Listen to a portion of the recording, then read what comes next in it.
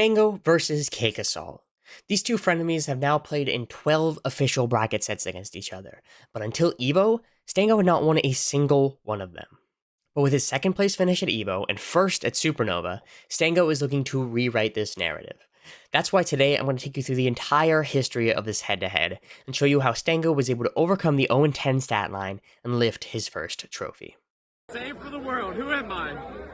It's Daddy's at her. That's right, baby! Yes. That's right. I'm not going to spend too much time on the pre-release era of the game, since it was only playable for one weekend a month, and Cake and Stango only faced off in 2 tournaments. First of which was Creed 3 last May, where Stango got swept by Cake 3-0 down in losers semis after both players lost to Boyko and Cherry respectively. Boyko would then go on to win the whole tournament. A few months later though, they would find themselves finishing in much stronger positions, taking top 2 at Supernova. Against most opponents, Stango would play his soon-to-be signature Zetterburn, but in both Winners Finals and Grand Finals against Cake's fleet, he counterpicked to Claren, since at the time, this matchup was very Claren favored. Unfortunately, it would not be enough as Cake took both sets, the first in Game 5 and the last with a 3-0. Then after the game's release, the two would not meet again until December. Cake had been running through the West Coast with his signature fleet, winning Heatwave, Don't Park, and LACS, 2 of which he did flawlessly. Stango, meanwhile, had been primarily playing Crag, and unfortunately for both of them, each of their mains were hit with pretty heavy nerfs the day before Coinbox number 119 on December 4th. Meaning in lower semis, the two engaged in counterpick wars, starting with Fleet vs Crag, then Fleet vs Claren, then Fours vs Claren, and finally Fours vs Crag, which Cake was able to close out before losing to Grompy. He put himself in any amount of stun. That's it. That's it. Oh my God. Grompy in top 3. Cake is out. At this point, Cake was now up 4-0 in the head-to-head, but it was about to get even worse for Stango. In Kissimmee, Florida, the first ever Plat fight was held to close out the year. After winning the multi-game Plat Masters exhibition and Rivals 2 doubles, Cake was poised to dominate his way through singles, and he did just that. Despite Stango getting all the way to second place, this tournament would prove to be the most one-sided bout between the two. Cake and Stango met in both Winners Finals and Grand Finals, where Cake took both in convincing fashion. It's going to help them level up overall, but... After losing a combined 4 games on the Zetterburn, Stango tried desperately his other main Crag and his back pocket Claren to make anything happen, but each swap just made the gap look bigger and bigger. He was struggling to find conversions off of his hits, while Cake was converting punish after punish. Anytime Cake sent him off stage, Stango would struggle to even make it back, let alone reset to neutral. When it seemed like what Stango was struggling with was recovery. That's a 0 to that. Of course, Stango was still placing very highly at pretty much everything he entered, but Cake was proving to be a wall blocking his path to the top. And at Genesis X2, it looked like that was going to be the case yet again when Stango lost to CakeAssault 3-0 in Winners He has the semis. full flow chart on Zetterburn, a character notoriously... And oh, that is a little bit of an off angle for Stango. Back in with the cape. Empty hop comes through, and that's gonna do it. Off the side, CakeAssault, another 3-0 into the repertoire. But with a night to reset between top 24 and top 6, Stango came back with a vengeance. He beat ZB 3-1 in losers quarters to advance to Marlin, the number 1 seed coming into the event. To get Stango off stage, capitalize. Something Marlin's been doing really well, especially against Asashi as well. Oh, Nice. Oh, that's going to cover everything. Here for the recovery. Can he get the follow-up? Nice. Again. Oh my goodness, the mix-up. Juke him a little bit. Break your ankles, break your neck. Take game 2. Oh no. What has Marlin got? That's going to take it. All right, Marlin, still very much in this. And remember, if I couldn't even finish my sentence before he finished the stop. Stango getting the job done and booking a trip to losers finals.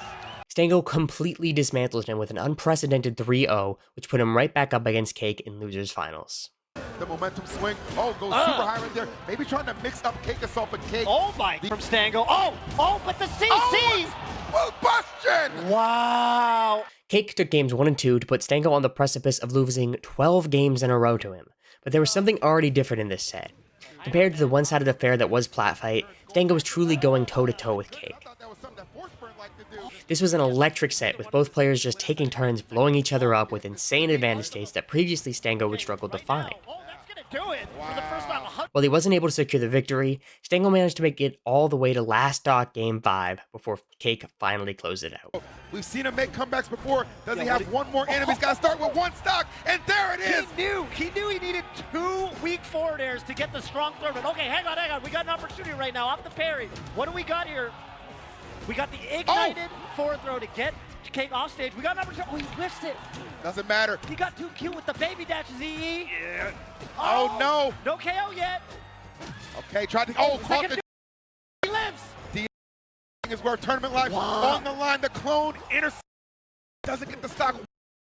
Can he survive? No, sir. CakeAssault will not be denied a rematch with Pluck. He's heading to grand finals, but what a show those two put on. Combo Breaker in May was much less exciting. After Cake lost to B-Bats and Stango lost to Vibe, the two found themselves fighting for their respective runbacks in lower settings. Cake took game 1, and then Stango was able to win on his counterbreaker Forest, and while the set was not nearly as one-sided as some of their others, Cake pretty solidly took the set in 4. The pop goes low, and that is it. At this point, it just felt like Cake simply had Stango's number. The two played so much in friendlies that there was not much Stango could throw at him that Cake wasn't ready for. At least with Zetterburn.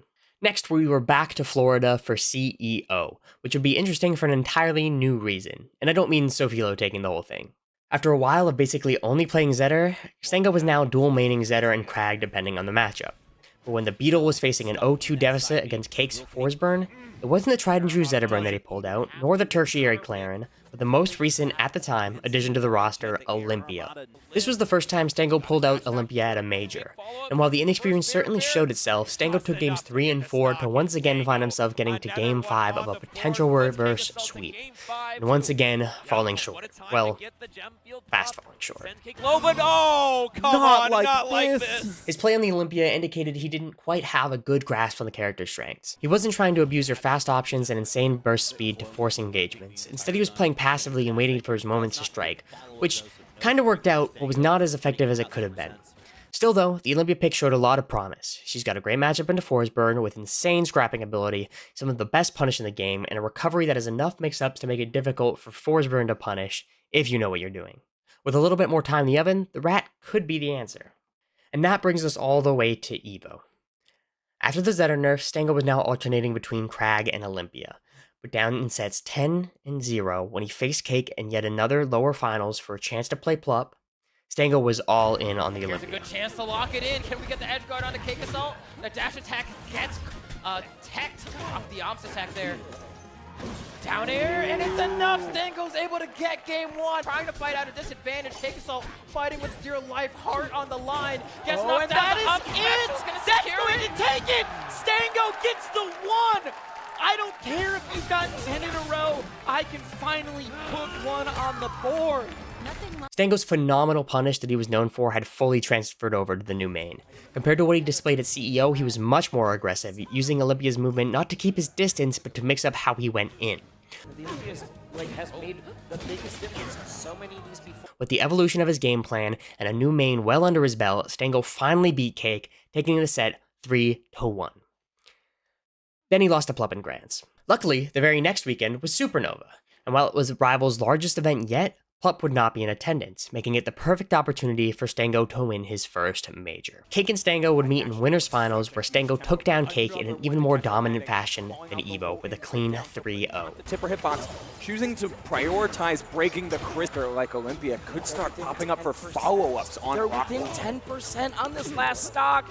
There we go. That late up air was huge. Taking the final blow, and Stango is up 2-0. Inner side for CakeAssault. Stango trying to guarantee himself grand finals and a top 2 finish at the largest offline major. And he's starting off real strong. Commits to it. Finishes off with a bombastic stock. Even compared to his Evo performance, Stango was making improvements with his play, with combos and juggles somehow going even longer. Excellent punishes on Forsburn's committal recovery options, and approach mix-ups that made Cake look lost in ways we've never seen before. After knocking Cake down to losers, Spargo would also beat Cake for the first time, and then Stango would close out Grands 3-1 and lift his first ever Tech in trophy. place, but Spargo reads it. Looks for another, the air dodge, up tilt, up special, and it finishes it off! Stango wins out grand finals at the biggest Rivals 2 tournament there has ever been. Now with that, we look to the very near future, where both Cake and Stango are expected to meet at Collision. Could Stango go back-to-back, or has Cake crunched the numbers and figured out how to beat the Olympia? If you enjoyed the video here and wanted some more discussion on that, tune into our show The Dashback on Thursday at 8:30, where Menderbug and I are going to break it all down. Otherwise, stay tuned, hope you enjoyed, and I'll see you in the next one. Later!